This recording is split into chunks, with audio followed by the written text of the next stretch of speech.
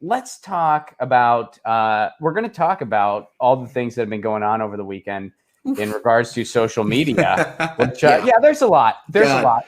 Mm-hmm. And I'm really glad you're the guest today because you recently got suspended. I did. Twitter yourself. This morning, I'm off of ban. I'm fresh out of Twitmo. I'm super excited. Man, this is like a new beginning for a bunch of us in so many ways. And it was simultaneously the best week to be gone and the worst week to be gone. Like, if there was ever a time to be forced off of Twitter, this was the week, and I was a lot better for it.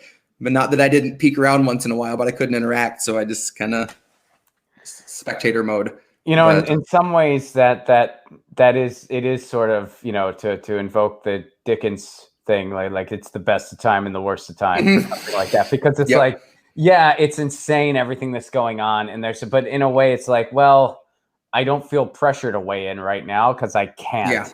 So I guess I just have to watch all this. With a frowny face, quite frankly. But so why'd you get suspended? What did you do? Of all things, of everything I've ever tweeted, it was what I said to the Bean Dad, the infamous Bean Dad. So I don't know who that is. Okay, so the Bean Dad, and God help me, I don't even know what he did. He was a blue check, so he was obviously of some significance to Twitter.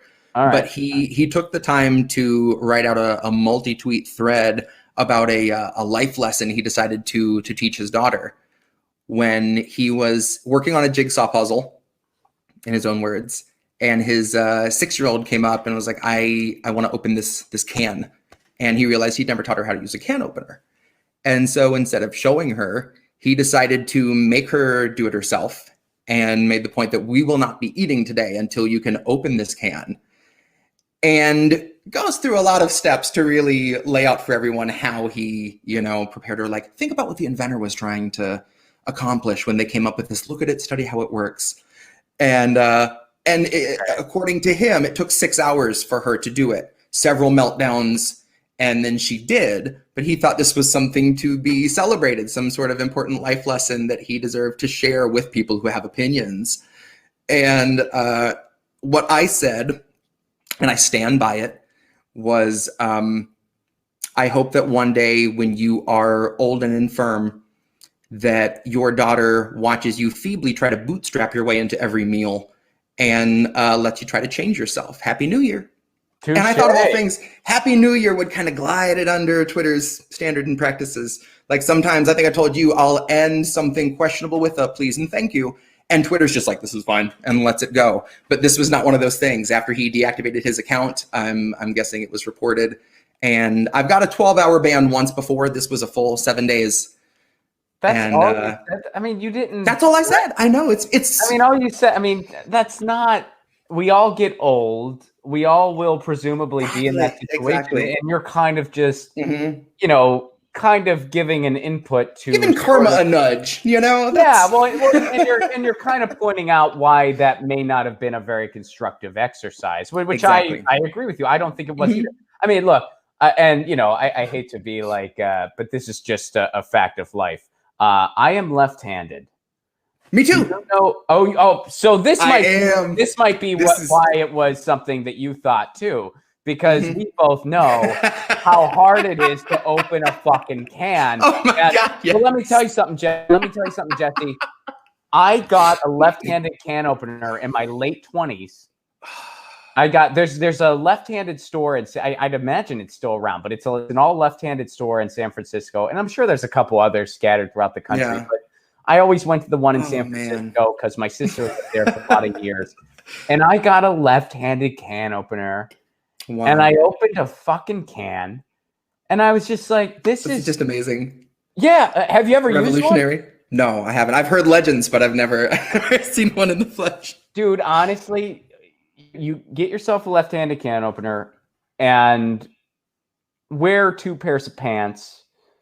When you're gonna just pants. You're just gonna and all the left-handed people, any left-handed people watching right now are probably in the chat like echoing this, and all the non-left-handed people are like, "What the fuck are they talking about?" But I'm telling you, it is very hard. This morning, about an hour ago, my wife was cutting her hair and she was like, I'm just taking a few inches off. Can you get this one spot right here? And she hands me right-handed scissors. And I was like, I sure can. Here you go. Yeah, I mean, that's the other thing. It's like I could just be gumming at them at that point. It's not going to work. Here is my best left-handed story ever. And I've told this before on the show, so some people may have heard this before. But when I was in, I think, second grade, we had to use erasable ink. We could not use permanent ink. And a left-handed person cannot use erasable ink because you know how you write? You write left to right. So you're naturally going to smear everything. And none of my teachers it was just one teacher, and she was a shitty teacher. I had other good teachers, but like in math, we used pencils, so none of those teachers noticed. But like one of my main teachers was not the world's greatest teacher, and she didn't put that together, that a left-handed kid can't use erasable ink. And I think I was the only left-handed person in my class. It's like, I know I don't look it, but I am 95 years old. So the nuns beat the shit out of the rest of the kids, but for me, it didn't take. And my left, but yeah, no. But it's funny because my kindergarten teacher was obsessed with trying to make me do things right-handed. She just wouldn't have it. And thank God I was homeschooled from there on out. Kindergarten was my only dabble into the public school system, and I wasn't burned. And so I made it. Yeah, I went to Catholic school, and I think for whatever reason, I was either the only left-handed kid or one of like a few. And I remember one time my teacher held up my writing and held up another kid's writing. And and she goes, "Look at yours, Ron." And it was all smeared and messed up. And then the other kid was like, "Perfect." And she goes, "And look at this." And I'm just like, I don't. And she's like, "What's wrong with you?" And I didn't know. I thought something was wrong with me. And I'm like, I don't know. I don't. And then she's like, "Look at your hand." And there was ink all over my hand. And I was like really devastated. And I thought I'm clean. Yeah. So I went home, and this is the one time, man, I know that people, have like there's a lot of issues with like helicopter parenting that we could talk about. But this is one time where it's like, my mom was totally like, it's badass that she did this. And I still don't know exactly what she did. This is all I know. I went home, and my mom saw my hands, and my mom asked what happened. And I told her about what happened. And my mom goes, "You're left-handed." And I was like, "Yeah, so," and she's like, "You can't," she's like, "Your teacher did that to you?" And I was like, "Yeah." And my mom's just like fuming. And I still think there's just something wrong with me. It's just like, nothing's wrong with you. Don't worry about it. And I don't know exactly what transpired between my mom and said teacher. I just know that the next morning, my mom handed me a couple permanent pens, and she said, "You use these now." And I was like, "I don't think we're allowed to use permanent pen." And she's like, "You are. If there's any further problem, you tell me." Nice. Oh, that's awesome. And that was the end of it. I still have not used an erasable pen in my life, and I never will. Wow. Yeah. But, so anyway, that's such a random suspension. It is. Such, like, you didn't do. And this kind of gets into the theme of the problem that we're having. So Trump was suspended from Twitter permanently and suspended from a bunch of other stuff as well. And I don't know about you, but I've seen so many people just engage in this circular firing squad. And I think it's so painfully unnecessary. Yeah. Because it's like, it's a complicated thing, and you're basically giving people ultimatums where if they're not A or B, they're a fascist one way or the other. Where it's like, oh, well, if you have any problem with stuff Donald Trump did, then you're a fascist and you're okay with online censorship. Or vice versa. Oh, if you think that, and if you think that Donald Trump is, if you think Donald Trump should be suspended in any way, and you're not totally on Twitter's side, you're a fascist as well. Like every, whereas to me, the themes are the exact same as they have been for years now. Like there's a couple things that are, and it's totally reasonable for all of these things to be true at the same time. It is true that the social media giants have too much fucking power. They have way too much power. They're ruling on things they have no business or qualifications ruling on. They are private companies, so they can do whatever they want. But they have become so big and so essential to our political conversation that they should be forced. They should have to follow the free speech laws of the United States. They should have to do that. Well, that's the thing. We hit a point where suddenly they're above them, and they have such a say and command in policy that if they police themselves, terms of service, I mean, and their interests are in the best interests of whatever politician they want. So it's tough. It really is. It's very tough. But then on the other side of it, these people are just like, well, should Donald Trump have been suspended? I don't think that's necessarily a yes or no right now, because here's the way I see it. If Donald Trump violated free speech laws, I'm all for him being suspended. But I also know that whether he did or not, that is not Jack Dorsey's decision. That is not Mark Zuckerberg's decision. And that's the conundrum we find ourselves in. Did he violate? He definitely might have. That's why, I'm not I'm totally not I have no violin for Donald Trump at all. Correct. And so, well, here's the thing. Here, let me show you. Let's pull this up. So this is their official explanation. Here's the kind of circumference of all this. After review of the recent tweets of real Donald Trump account and the context around them. So there you go right there. Here's where the burden of proof lies. Context around them. Yeah. Look at all this stuff. Context is everything. Because here's the two tweets they point to. Here's the 75 million great American. I know the inauguration one was the one that blew my mind. In what way? That's to me, the implications of backlash about the inauguration are the same whether he's there or not. I don't think him announcing. I wasn't surprised that he wasn't going to go. It fits Trump's brand to be like, fuck that. I'm not going to go sit there and watch that. So I wasn't surprised. And I think of all the tweets again. It's timing for me. Do I think he should have been deplatformed for inciting violence? Yeah, fucking years ago. We've known for a long time and watched it happen, and it's not until the very end, right when we want to be able to weaponize that censorship up against everybody for the next however many years, then that's the perfect place to start. And it's heavily nuanced, and that's why it doesn't translate well on Twitter. If there's one thing that text, it's like. No, sorry, I didn't mean to cut you off. No, go ahead. I was just going to add on that. Yeah, when you're arguing these complicated things, 280 characters at a time, and you're giving people these where it's either all A or all B, and if you're anywhere in between, you're just one way or the other. That's absolutely insane. Because in reality, all of these things can be true at the same time. Yes, these social media giants have too much power. Yes, we need policy that catches up with where technology has left us. Yeah, that's true. They can do it. They are private companies. Doesn't make it right. And also at the same time, Donald Trump may be in violation of free speech laws. And if he is, I'm all about him being deplatformed. Yeah.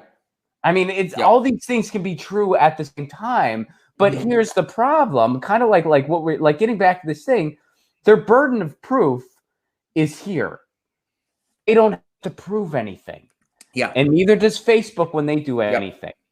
They're acknowledging that it's the context around these tweets. Exactly. It's not just context is so open to interpretation that it's just if we say so, it's just as arbitrary as we want it to be, Right. And they don't even know, because they're private, they don't even know an explanation this thorough. Yeah. They really don't as far as the absolutely. law, which gives you, and all these people who are saying well, it's just a platform, it's just a private company. Okay, if the case. And I get it. I do agree that Twitter is not everything. There are other means of communication beyond Twitter. I certainly agree with that 100%. Yeah. But Twitter has become a very, very incidental part of our political discourse. And if you are going to argue otherwise, you need to explain to me why the corporate media and pretty much all news media references Twitter on a daily fucking basis. Exactly. Yep. Yeah, a long time ago, those someone's tweets became just kind of a substitute for news. You know, it started on the Weather Channel. That was innocent enough. It's like, hey, here's what someone thinks about the weather. But all of a sudden, it's just CNN was pulling up tweets, and that was just, it was all about getting a conversation going. Every time they use that, let's open up a dialogue. Let's talk in circles. Let's just, you know, boil everything down and down and down until there's just nothing. Yeah, I mean, and so that's. You know what? I bet if Jack Dorsey was left-handed, your account wouldn't have been suspended. I bet. That's absolutely what it is. Just a side note. I really think if that guy is experienced left-handed bias a lot. Tell you what, as a musician going into the first guitar store when I was a kid, my parents walked in. They were like, "Hey, he wants to learn guitar," and they were like, "Well, he's young. You should just make him learn right-handed."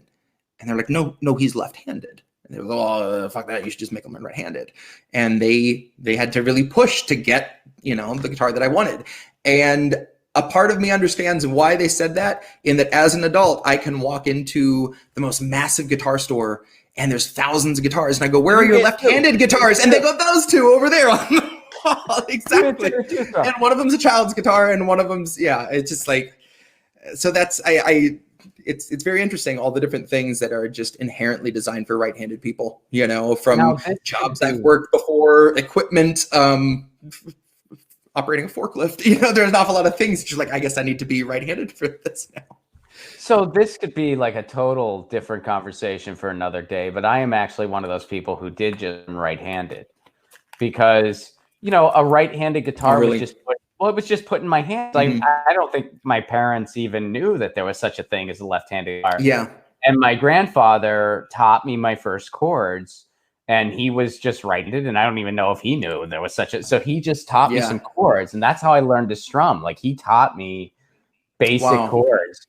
And well, you know what? I used to have this joke in my act. You know, I love my grandfather very, very much. He taught me my first 3 chords. I never bothered learning any. Yep, those are special. I was like, that's all you need. That's all you need. I got it. But and my dad and grandfather both played, and were both right-handed. So a lot of times, if one of them got some like 12-string guitar or whatever, and I wanted to play it, I couldn't strum with my right hand if you had a gun to my head. So I would hold it left-handed, chord backwards, and try to strum up. And I've got 2 songs in my bag that I can do like that in case someone ever says, "Here's the guitar, show me what you got," and I can still, you know, fumble through something. But strumming with my right and chording with my left is just not in my wheelhouse at all. Yeah, I mean, some people have said like there is an advantage to picking with your strong hand, and I don't know if that's true or not, just because I just learned right-handed, and it was just to the point where it just felt right to me. And by the time like they were considering trying me out on a left-handed guitar, I just wasn't able to. I couldn't play left-handed. Like I couldn't do it.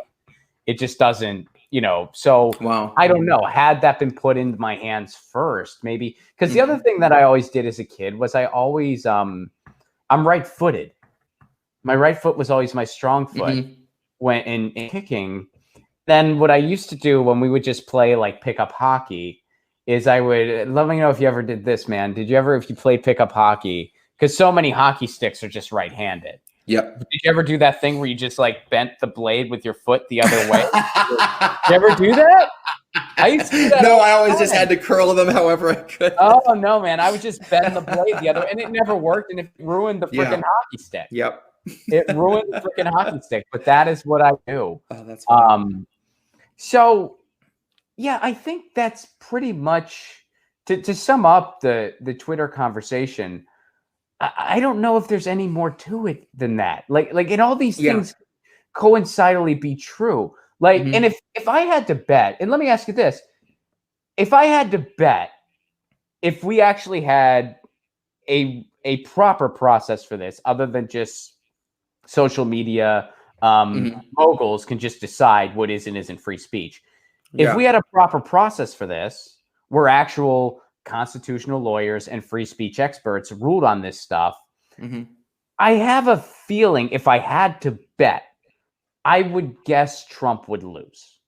Yeah, I would say he would lose. Do I know that for sure? I don't. And that's why I don't think it's fair to just say, well, if you're against it, you're a fascist. If you're for it, you're a fascist. Like, no, there's a bunch of like truths here that are evident, and there's a bunch of problems here evident. Yeah. And, you know, like so, yeah, if someone's like, his First Amendment rights were violated, well, no, technically they weren't, because they are a private company. But that's not the way it should be at this point. As someone that's watched so many people be suspended or banned for everything from the really obvious to just the really innocuous, that you realize that it's not based off of what you say. It's whether or not they want you quiet. You know, it didn't take a lot of paying attention during the primaries to just watch that happen to accounts left and right. And this is just the biggest account it's happened to. And just like every other instance, it's obviously up for debate for some people whether or not it should have happened. But when my wife asked what I thought about it, I said, you know, in a perfect world, we would be able to universally say that neo-Nazism and white supremacism is a danger, and that those ideas are unsafe on any platform. But we're not, because our government can't condemn that. Never has been able to, you know? So once we're at that point where we can universally say that, then we can have a safe space where, yes, there is, you know, freedom of ideas, but if you're advocating for the extermination of a race of people or whatever, that obviously there's no place for that, you know, and there shouldn't be. But we're unfortunately, no matter how many people want to point that out, our government and the people that make those decisions seem to really want to drag their feet and hem and haw over whether obviously violent groups deserve to have their voices heard, you know, no matter what the consequences are. So it's again, the nuance is, you know, overflowing, but we're at a point where it can't be a black and white issue, unfortunately. I wish it was. You know, I really do. Another thing on the nuance is that you have so many, for instances, this being a big one of them, where the free speech laws that we do have just aren't applied. You know, like it's like, incite to violence is not protected speech. And I think that's a good law. I think that's a good law, that incite to violence is not protected speech. I'm for that 110%. You know, but again, I also recognize that, you know, social media giants have no business making those determinations. So they have an amount of power that they're unqualified to deal with, that they shouldn't be dealing with. And, you know, it's not good. It's not a good thing. And that's something that everyone agrees these tech giants have too much power. Exactly. You know, and everyone agrees that the law needs to be expanded on. And then people, they grab onto these pieces of policy that people don't actually understand most of the time when they talk about them, and lean on them as the culprits. Gutting Section 230 will not fix it. It will make it infinitely worse. Gutting Section 230 is not the answer. The answer is making new policy that addresses these problems. And by the way, another fun side note, and again, I've been saying the same shit for 4 years now. My take has not changed for years. To the point where people who watch the show constantly are like, yeah, we know where Ron stands. He doesn't need it. Like, we know exactly where he's at. You know, and I've said this before. There's nothing stopping these companies from actually implementing this on their own. There's nothing stopping them from saying, we are going to follow the free speech laws of the United States. We're not qualified to make these decisions. We're bringing on experts that are qualified to do this, and they're going to rule on this stuff. So then when something like this happens, you know, you can give blogs like this till you're in the face, but when you have the burden of proof up here, and you don't have to prove anything there. They don't have to prove anything. The context around it is everything. And they don't have to prove anything. Same with Facebook when they, you know, I mean, they did something to Ron Paul. Like his things down. They don't have any burden of proof there. And that's where there's a problem, because of how dominant these platforms are in our discourse. They are the modern day town square. They should have to follow the free speech laws of the United States. For sure. They could do this themselves. They could. So, you know, if you're going to tell me that the Silicon Valley giants want to be good actors, well, why don't they just do the easiest freaking solution? There's an easy solution right in front of them. And they're not doing it. Instead, And I don't really think, I think at the end of the day, they just want to make as much money as possible. Yeah. Yep. I mean, it's like, that's really what they want. Yeah. Yeah. So, but you just gotta, if a dad wants to make his kid open a can, you better just be quiet, Jesse. I mean, it's not. That's what I learned. That's what I walked away with. You got music to share. Now I'm curious. If whoever suspended your account, I am curious if they are left-handed, because if they are, that is an area where the word traitor is quite appropriate. They are a traitor to folks like you and I, Jesse, the left-handed people of this world. Very true. And I will not stand for that. Get your news on with Ron. Don't you want to know what's going on? We're getting our news on today.